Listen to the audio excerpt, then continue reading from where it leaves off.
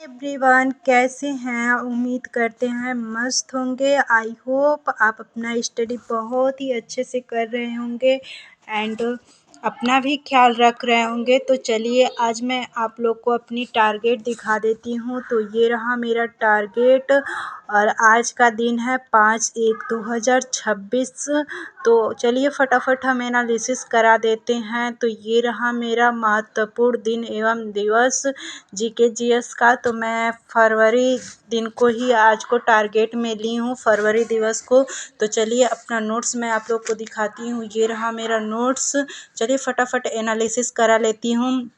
तो 1 फरवरी को भारतीय तटरक्षक दिवस के रूप में जाना जाता है और 2 फरवरी को विश्व आर्द्रभूमि दिवस, जो कि 1971 में रामसर समझौता इसी दिन हुआ था। और 4 फरवरी को विश्व कैंसर दिवस के रूप में जाना जाता है।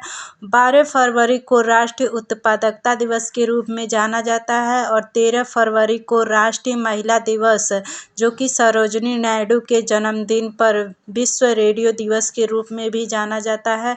और 14 फरवरी को पुलवामा शहीद दिवस के रूप में जाना जाता है और 20 फरवरी को विश्व सामाजिक न्याय दिवस के रूप में जाना जाता है और 21 फरवरी को अंतर्राष्ट्रीय मातृभाषा दिवस के रूप में जाना जाता है और 24 फरवरी को केंद्रीय उत्पाद शुल्क दिवस के रूप में जाना जाता है और 28 फरवरी को राष्ट्रीय विज्ञान दिवस के रूप में जाना जाता है।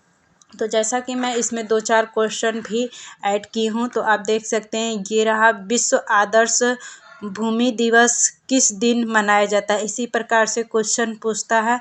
तो 2 फरवरी को विश्व आदर्श भूमि दिवस के रूप में मनाया जाता है। ये रहा एक और क्वेश्चन जो कि है भारत में राष्ट्रीय विज्ञान दिवस कब मनाया जाता है। तो 28 फरवरी को, अभी मैंने आप लोग को बताया। और ये रहा भारत में महिला दिवस किस तिथि को मनाया जाता है। तो 13 फरवरी को। तो आज का मेरा यही टारगेट रहा। तो आप लोग से मैं यही कहूँगी कि आप डेली का एक छोटा छोटा टारगेट बनाइए और उसे कंप्लीट करते जाइए।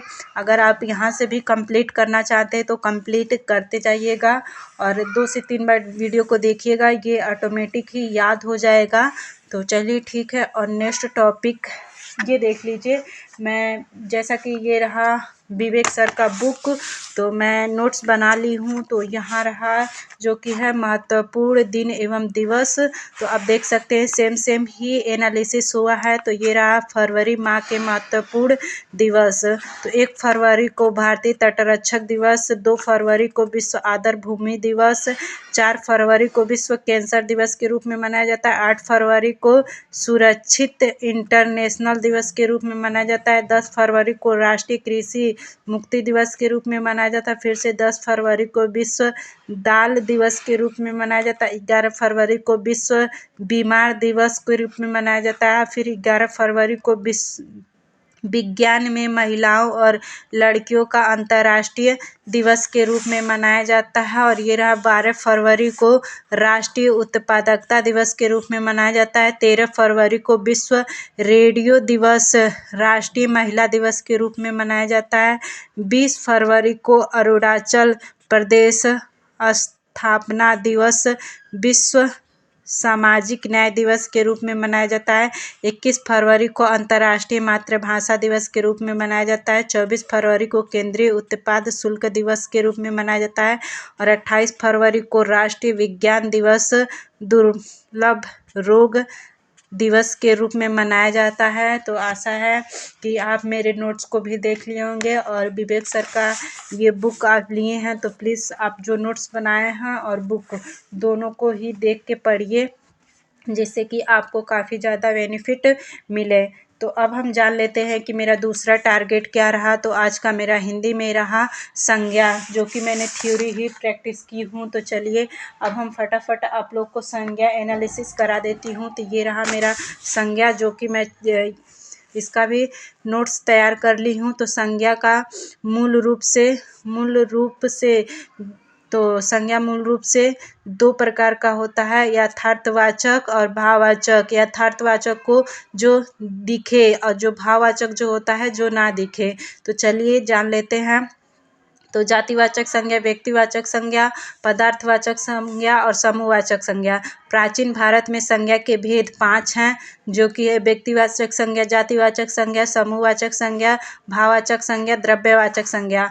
और संज्ञा किसे कहते हैं? तो व्यक्ति, वस्तु, स्थान या भाव को संज्ञा कहते हैं। जैसा कि आप जान सकते हैं सूरज, तो ये है किसी व्यक्ति का नाम। टॉफी जो है वस्तु है, आगरा स्थान है, क्रोध भाव है।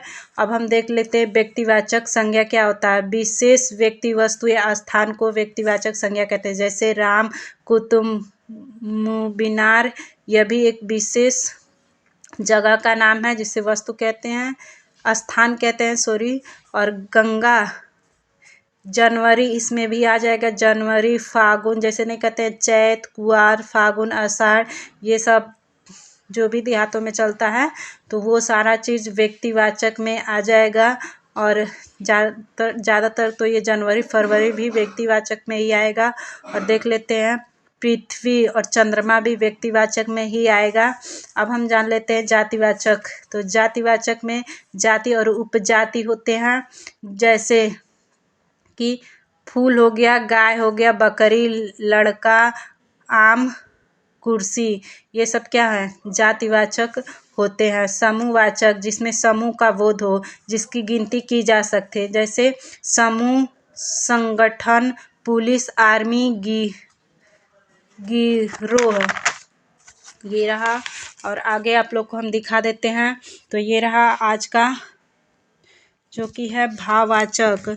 तो भाववाचक में हम देख लेते हैं जो ना दिखे, एक वचन, भाव, गुण, दोष, अवस्था दर्शाती है। जैसे क्रोध, प्यास, ईमानदारी, प्रेम, मिठास, बुढ़ापा, सजावट, ये सारा चीज़ भाववाचक में आता है। द्रव्यवाचक पदार्थ, गिनती ना की जा सके, जैसे तेल, घी, पानी, सोना, ये सब द्रव्यवाचक पदार्थ में आता है। अब हम देख लेते हैं जातिवाचक संज्ञा।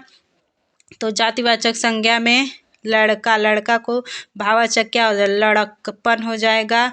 बूढ़ा का भाववाचक बुढ़ापा हो जाएगा। व्यक्तिवाचक में भाववाचक राम का जो हो जाएगा रामत्व हो जाएगा। शिव का शिवत्व हो जाएगा। शर्मा का भाववाचक, सर्वनाम का भाववाचक जो होगा अपनापन, मन का मनत्व या ममता हो जाएगा। विशेषण का भाववाचक कठोर का कठोरता। क्रिया का भाववाचक खेलना एक क्रिया है, इसका भाववाचक खेल हो जाएगा। अव्यय का भाववाचक दूर, अव्यय दूर है और दूर का भाववाचक दूरी हो जाएगा। तो आज मैंने संज्ञा में यही अपना नोट्स बनाई हूँ और यही पढ़ी हूँ। और कल मेरा रहेगा लिंग, तो ये देख लीजिए मैं लिंग का भी नोट्स बना चुकी हूँ। तो आप प्लीज़ नोट्स इसी तरह से बनाइएगा जिससे कि आपको स्टडी करने में काफ़ी ज़्यादा आसान रहे। तो अब हम जान लेते हैं कि अगला मेरा टारगेट क्या रहा। तो अगला मेरा टारगेट रहा है रीजनिंग, जो कि मैं कैलेंडर को ही आज स्टडी की हूँ और मैथ में अनुपात एवं समानुपात को ही ली हूँ। तो वीडियो काफ़ी ज़्यादा लंबा हो रहा है, तो चलिए मिलते हैं नेक्स्ट वीडियो में। Thanks for watching.